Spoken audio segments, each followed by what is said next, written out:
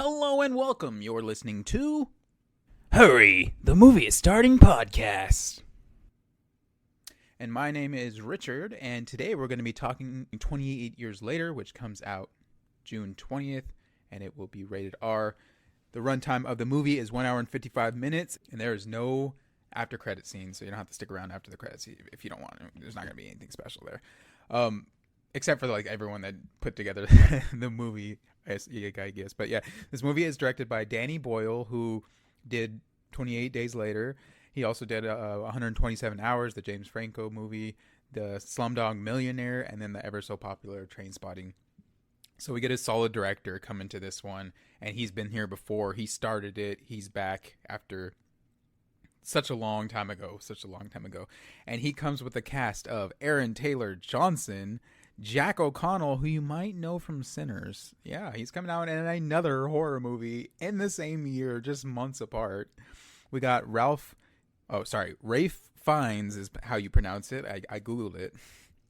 You got Jodie Comer, Emma Laird, Kim Allen, Aaron Kellyman, and Alfie Williams. That's just some of the cast of this movie, but there's so much more than that. That's the movie we're talking today. But let's get to the leaderboard. I know we missed a couple weeks, so we're going to be covering the weekend of June 6th through the 8th. And you already know what number one is. Lilo and Stitch, 32.4 million. Apparently it's good. I don't know what to believe anymore. I'm seeing like reviews like saying it's not the greatest, and then everyone around me is saying that it's pretty solid. But I also work at a theme park, so there might be like a little bias in that aspect of it being like a theme parkish movie because it's Disney. But I don't know. It's just interesting. So I'm not gonna go watch it, but I'll definitely watch it like when it comes out just to see how it is, because I've heard complaints about it as well. But it's still rising that leaderboard, and it's first place in the weekend yet again. And then number two, newly on the leaderboard, as you knew it probably would be, From the World of John Wick, Ballerina comes in with 24.5 million. That dropping down. The current number three, but last time was the number two, is Mission Impossible: The Final Reckoning, coming in with 14.8 million. Still not bad. I think this is his second or third week, so 14.8 million for like a Mission Impossible movie, not too shabby. You can kind of see why they keep making the movies, because they're still getting like the statistical like wins out of it. So not bad. I mean, this might have been like I don't know. I would be interested seeing the budget of what the movie is and how it's like compared to the box office. But regardless of that, that is the top three of the weekend. But the top five of 2025. Let's see if we have any changes there. We don't at number one. I don't know if I'm not gonna lie. Lilo and Stitch is coming up pretty quicker than I thought. It already passed Sinners. I'm just gonna give you a spoiler there, but still at number one, regardless of the fact of Lilo and Stitch running up from behind. Minecraft movie still number one, 423.7 million overall domestically. Still number one, but I feel like it's barely holding on, because if you look behind number one, we have a new number two. Sinners is out of there, and out of there by a long shot. Lilo and Stitch coming in hot with $355.6 million. Planted in at number two, and this movie, don't forget, it just came out like 2 weeks ago, so it's going to keep getting more and more and more. These kids movies, such a big rewatchability factor, and just taking with like new kids and like just making someone's day. Like, kids like it, we like it, but it's a way for us to bond with them. So it's one of those movies that's going to keep getting like more and more million every week. So is it going to pass a Minecraft movie? That would be crazy. That would be great, because I didn't expect a Minecraft movie to be up there. But then again, I don't expect Lilo and Stitch to be up there either. So, like, my whole perspective is skewed at the moment. But regardless of that, dropping down to number three is Sinners. It's a good movie. It is a good movie. But it's currently now, I think, going to be stagnant at where it's at, because it's going to be coming out of theaters soon. So, it currently sits at $274.5 million.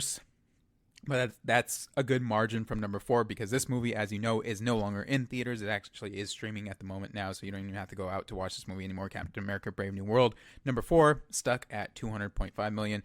But number five still has a little hope, although it seems like the climb is very, very, very slow. But it's a climb at least. They might be able to pass them. Thunderbolts comes in at $187.9 million. That is still in theaters, but for how long? Who knows, because we know Fantastic Four is coming out next month. So maybe till the end of this month. I don't know. I do think like it's a better film than Captain America, so I would expect it to go over 200.5 million. But I don't know. Everyone's going to watch Lilo and Stitch, so I don't know anymore. That's the top 5 of 2025. The top 3 of Letterboxd, which if you don't know, Letterboxd is a fantastic app. Not a sponsor yet, but Letterboxd is a fantastic app where you can like rate movies, create a watch list, and show your friends. Like if you can have a following there, you can have like people that you talk to about movies. You can have them on there. We can just, it's a fun thing to see like what people like, what people rate, everything. It's fun, you know. We all love movies, so why not? It's a cool like app. I highly recommend it if you haven't downloaded it yet. But the top 3 from Letterboxd are How to Train Your Dragon, the live action remake. I haven't seen any of the animated ones. I thought about going to watch this one, but I do work at Universal, so I feel like I'm kind of influenced to have to go watch it. But at the same time, I don't think it's going to be a bad movie. It's just so many other movies that I want to watch. But anyways, that's the number 1. The number 2, The Phoenician Scheme, which is the Wes Anderson movie. And I feel like he is one of those directors that you either love him or you hate him. There's like no middle ground. Ironically enough, I say that, but I'm like, you know, his style I have to be like in the mood for. But I did enjoy Fantastic Mr. Fox, but I also have like a soft spot for stop motion videos, like movies and such. So I might be a little biased on that aspect. But sliding in on number 3 is The Materialist, which is the Chris Evans, Dakota Johnson, I believe her name is, and Pedro Pascal movie that just looks interesting. It looks like an interesting one. And that's all I got to say about that. All right, so those are all the movies that have been out. Let's get back to the movie that's coming out. Let's jump into the fun facts.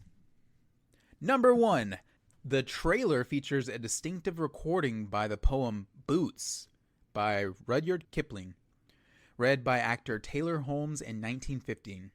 The poem's repetitive rhythm imagines the march of the British soldiers during the Boer War, and the recording of this poem is used by the U.S. military to simulate the psychological distress of being held captive. So that the trailer, the way they put it in the trailer too, it matches like the tone that they're going for, and it just gets you that uneasy feeling because it's like boots, boots, boots, and it also sounds like a heartbeat or a slamming of someone's like hand against a desk or something. So it gives you that uneasy feeling of like, oh, okay, why is my heart beating faster now? Like, you know, that kind of feeling. So that was it's the poem read from 1915 by actor Taylor Holmes. But it's a pretty interesting poem. If you haven't checked it out, go ahead and check it out. It's Boots by Rudyard Kipling. Check it out if you want. That's the fun fact number 1. Number 2, originally, the follow-up was set to be titled 28 Months Later, continuing the movie timeline set title motif. However, after so much time had passed since visiting the world in 2007, with 28 Weeks Later, it was deemed more appropriate to name the film 28 Years Later. And number 3 is, after the release of 28 Weeks Later, producer-writer Danny Boyle stated that a third movie in the series had been mapped out with the proposed working title 28 Months Later. However, writer Alex Garland said in 2010 that when he made 28 Days Later, the rights were frozen between a group of people who no longer talk to one another.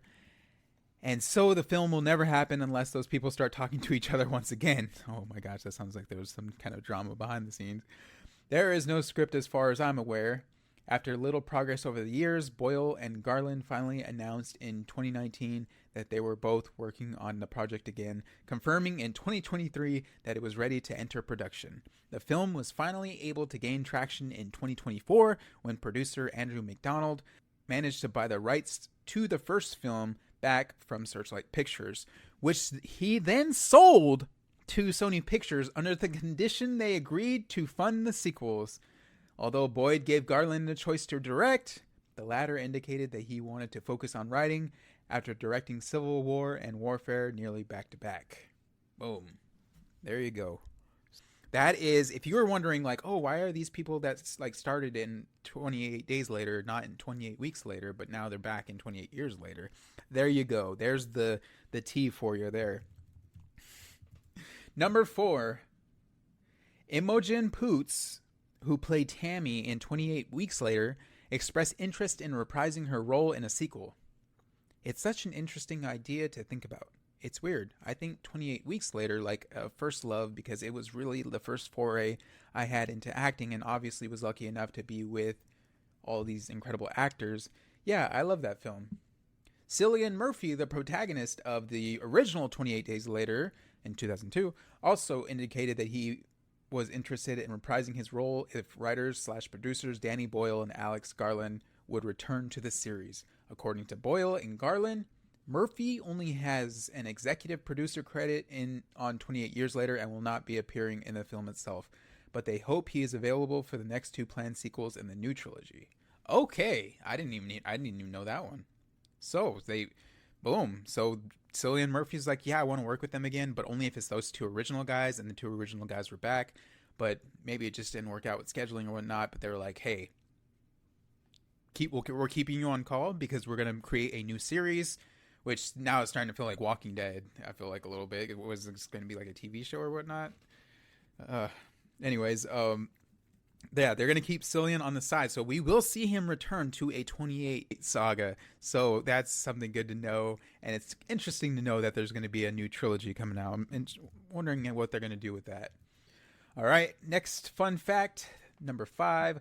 The film was primarily shot using an iPhone 15 Pro Max, which makes this film the biggest feature-length movie to be shot on a smartphone. That's actually impressive. That is actually impressive. And I wonder if they had like multiple, like you definitely have to have multiple, right? Because you can't just have like one camera and just, I don't know. That would be interesting just to see like it in work and just to see like the perspective change of from filming to from camera to like phone, like how you would have to do things differently. That would just be an interesting perspective to be able to view. But yeah, the whole movie too, an iPhone 15 Pro Max. That's crazy. That's impressive. That would be, now I'm like curious to see like the movie, like is it going to be like the trailer didn't make it look like it was going to be camcordery, but we're recording with a phone.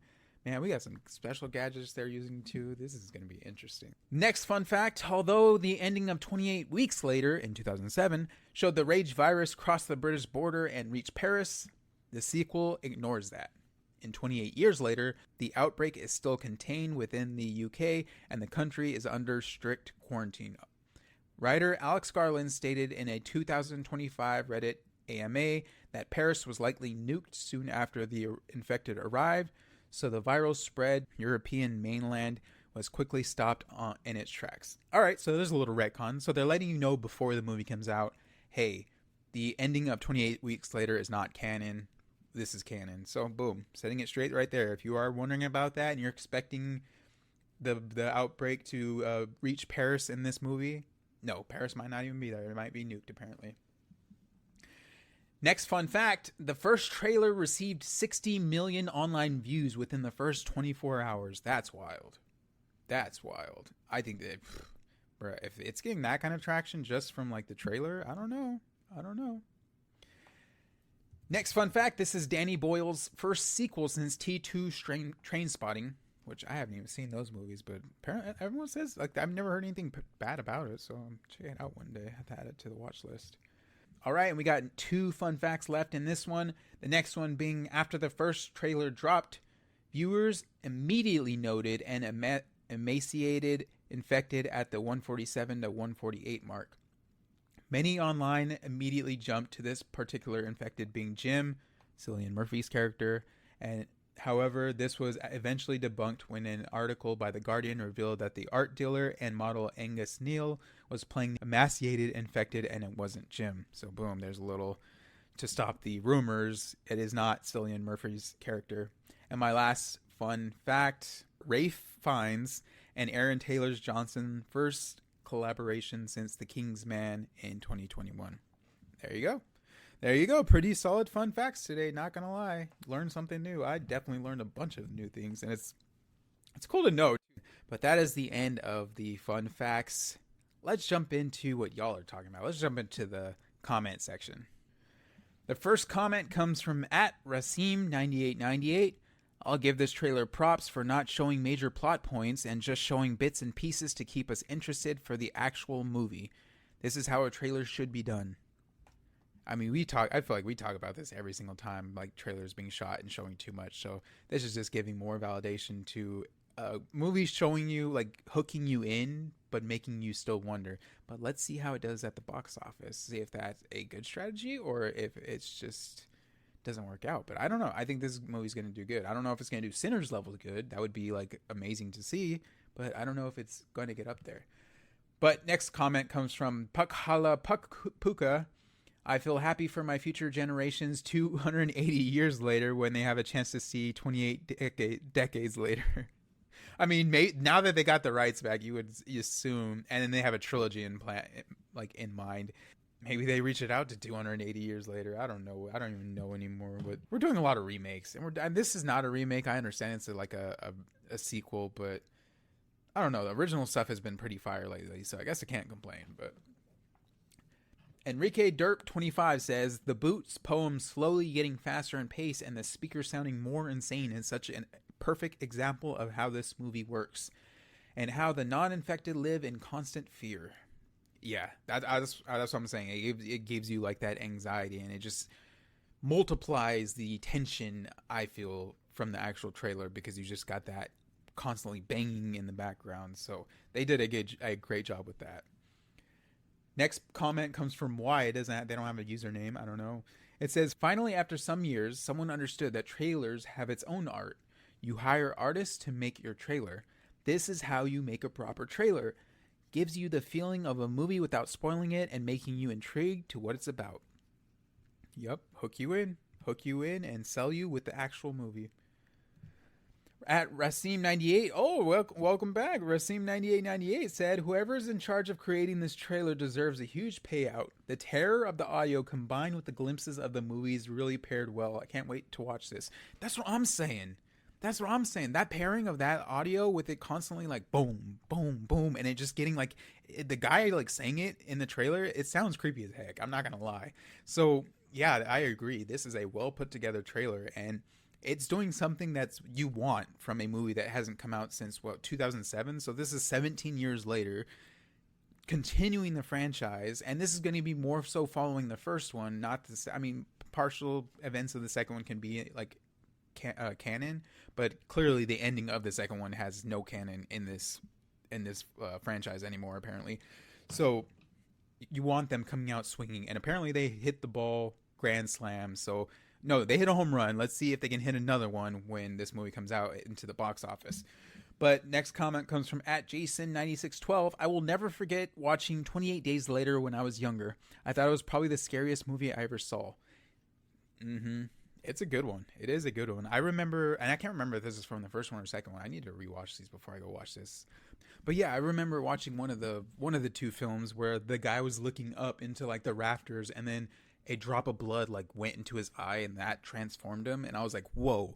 It freaked me out because I don't ever remember seeing something like that in a zombie, turning just from like a drop of blood like going into the eye. But that was just wild to see, and that's a very memorable moment from when I was younger as well. So I can understand what you're saying. @Chris Corner said, they've got me hooked. I'm dying to know how so many infected could stay alive for so long. Yeah, we even see towards the end of the trailer that there's a actor that is like skin, like bony skinny, to the point where you're like, wow, that's a real person. Yeah, it is weird to see them like advancing, and there is definitely, it looks like more than just ragers in this movie. So interesting to see like the advance of civilization and also the decline and just people getting worse. They have skull towers in the trailer, and I'm like, what is that? What's going to be happening here? @Kai_Crenshin .646 Fragger says, the fact this is coming out on my birthday and I'm such a fan of the last two makes me even more excited for this movie more than ever. Boom. Yep. And it's coming out on your birthday. You got to go watch it. Because watching movies is fun, but watching movies on your birthday hits different, in my opinion. And then last comment from the comment section comes from @GordyHeim. That poem lives rent-free in my head. I find myself randomly saying to myself, boots, boots, boots, boots, moving up and down again. There's no discharge in the war. See, I don't even know if that's how it's supposed to be said, but that's how I read it like that, so maybe it is. I don't know. And that is going to be the end of the comment section, which will bring us to the top 3 reasons you should go watch this movie. Number 1, you get returning director Danny Boyle and writer Alex Garland, both from 28 Days Later, Danny Boyle being the director and Alex Garland being the writer. So you get 2 people from the original who did a killer job. Now, let me remind you, let me show you a little something. If you go on IMDb and look up 28 Weeks Later, you will see a score of 6.9 out of 10. That's the 2007 released one. If you go back to the original, 28 Days Later, with director Danny Boyle and writer Alex Garland, you will see a 7.5 out of 10. So that's a difference of 0.6. Now, I know what you're thinking, like, oh, that's okay. That doesn't seem like that much. No. In the world of stats, 0.6 means a lot. That is like 6 additional base hits. Yes, 0.6 better. So we get those 2 guys who showed us a critically rated 7.5 out of 10 returning to the door. That's number 1. Number 2, this is the first 28 movie since 2007, which that was a 28 Weeks Later. So you gotta catch up on it. I gotta catch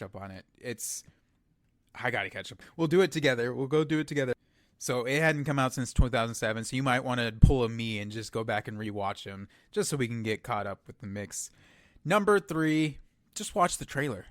Like, watch the experience that is the trailer and just live in it. And you'll see the WTF moment at the end with the priest saying, "Yes, come to me, my children," and there's zombies like eating his like skin. So what is going on there? That's some psychological like video game aspect that you see in a video game that you're like, okay, is this guy gonna come back as like an overlord now or something? Like, I don't know what's going on there. Some kind of ritual or something. I don't even want to. I do actually want to know. So that's a reason I want to go watch this movie, because I'm like, what's going on here? Looks like we're gonna have. And it looks like we're going to be advancing so much further after 28 weeks. Just like the plummet from where we were to where we are, and just like the decline of mankind, and to see things that like are more like just the bone towers, the skull towers. Like, who put that together? Why is it put together? Is that a warning sign? Is that a trophy? Like, what is going? Are we going to see Predator in this film? We're not going to see Predator in this film. I know that one's not true, but it just makes you think that, at least.